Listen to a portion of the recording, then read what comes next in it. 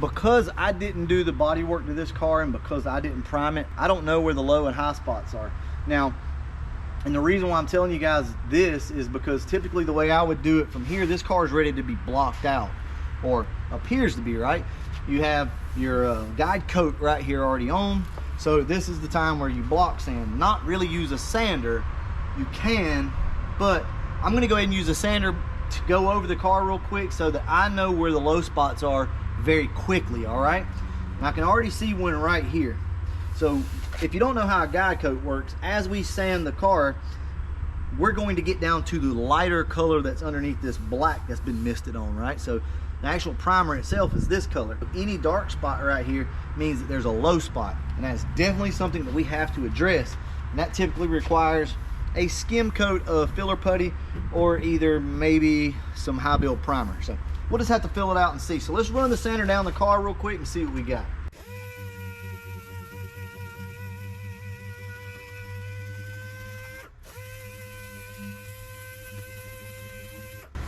Okay, so as you can see, we have a few kind of low spots right here.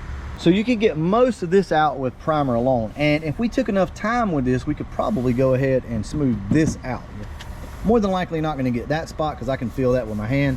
This over here I can't really feel, but I would prefer to block sand and cross hatch this car, which, as you can see, John has already done that. John is very good with body work, by the way. I just don't know where we're at with this car and what needs to be done, because this is like camouflage, right? You can't see anything. So let's continue on with the car. And now I'm not going to get carried away over here. I'm just going to do the big areas because I don't want to gouge anything with the sander. So I'm just going to kind of hit these large areas real quick and we're going to move on.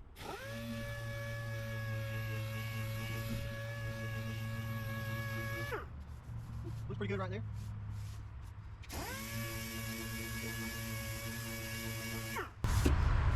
Maybe a touch of a low spot if you guys can see it over here.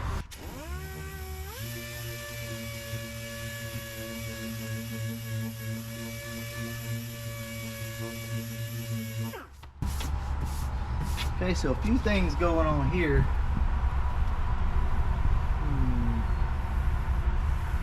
I think this could just be blocked out, so more than likely that's what we'll do. I'm not too concerned about this. I think there might have been a little bit of body work done up here.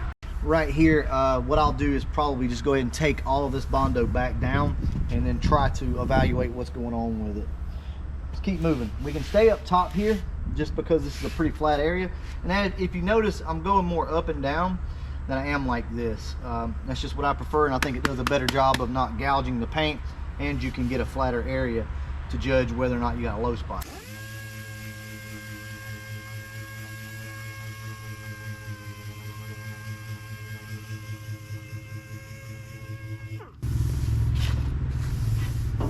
Little bit of a high spot actually right over here. I think there's some filler back here behind this, so we could probably just block sand that out, to be honest with you. I do want to check this lip because, yep, I can feel it. There's always a dent right here, so I can feel a little bit of a low spot. I think it's going to be right here, but let's go ahead and check it and see.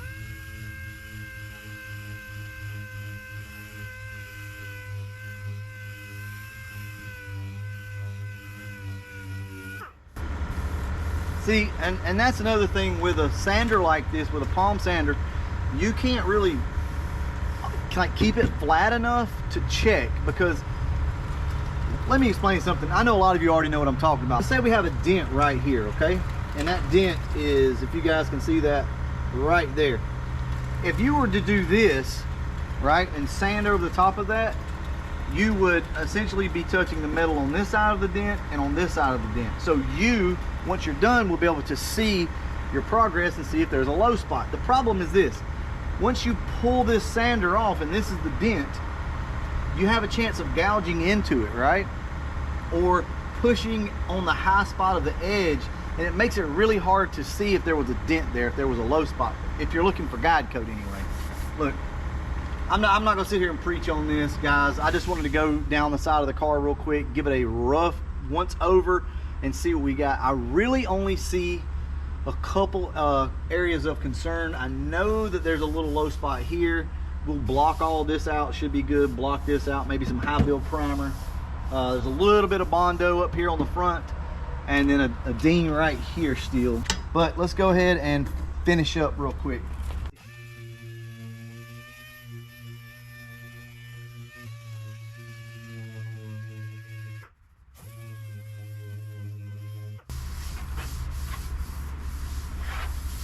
All right.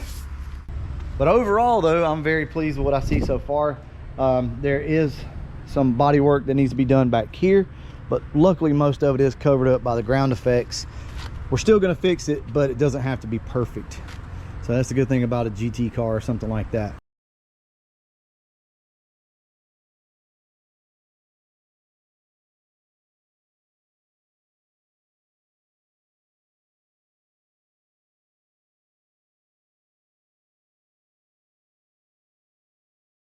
So I decided to just block sand the side of the car just real fast to be able to see, you know, if we had any low spot. Here's one of the little low spots right here that you're going to see.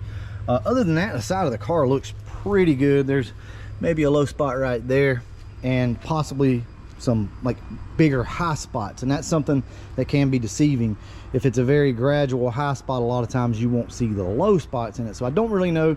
We will know though once we spray the car down and look down the side of it. And I'll tell you what, I'll go ahead and show you guys how to do that as well. Looks pretty good up here. We got a low spot right here, and back here is where we get into the body work portion.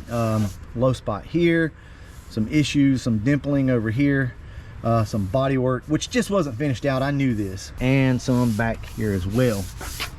Low spot, low spot.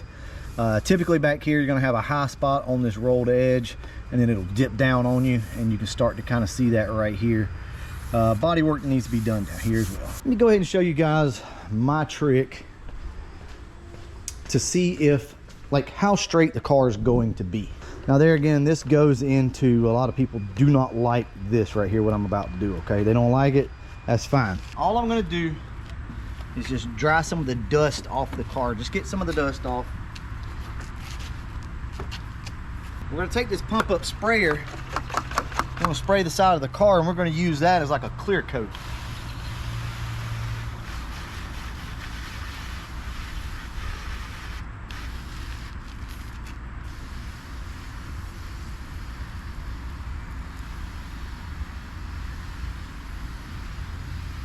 You really got to wet this thing down good. All right, let me see if I can get you guys down here. Now what we're going to do is we're going to look down this car. Let's see, it's a little dry right there. It's already trying to dry up on me. Okay, give the water a little bit of time to settle. And you want to look down this car and start to look for little dents and dings, and already I can see one right in here. Yep, see, right in here is one. You can see it in the reflection. Now you guys might not be able to see that, but this is what the eye is going to see after the car is painted. All right, and that's why I like to do this. So just to help show you, I'm going to set something up because this is the way I usually do it, and all the bad spots will start to reveal themselves, and I'm seeing one right there for sure. That's the one I saw earlier. I honestly think maybe just a little bit of filler right here is also a spot. Let me see if I can get you guys up here. He already had this spot circled. You're probably not going to be able to see it, but right here around the door locks pushed in a little bit. If you've got the extra money to spend, wax and grease remover works really good for this trick too, but it gets expensive. Fender looks pretty good. I don't see anything outside of a good block sanding that wouldn't fix. And I will be doing a lot of wet sanding while blocking. That's something else that I do like to do. Looks like it's about to rain though, as you guys can see. I'm gonna go ahead and wrap this one up. We are officially started on the Project Fox, and I'm excited about it. You guys hang around. We're all gonna learn something together. Catch you in the next one. And as always, thanks for watching.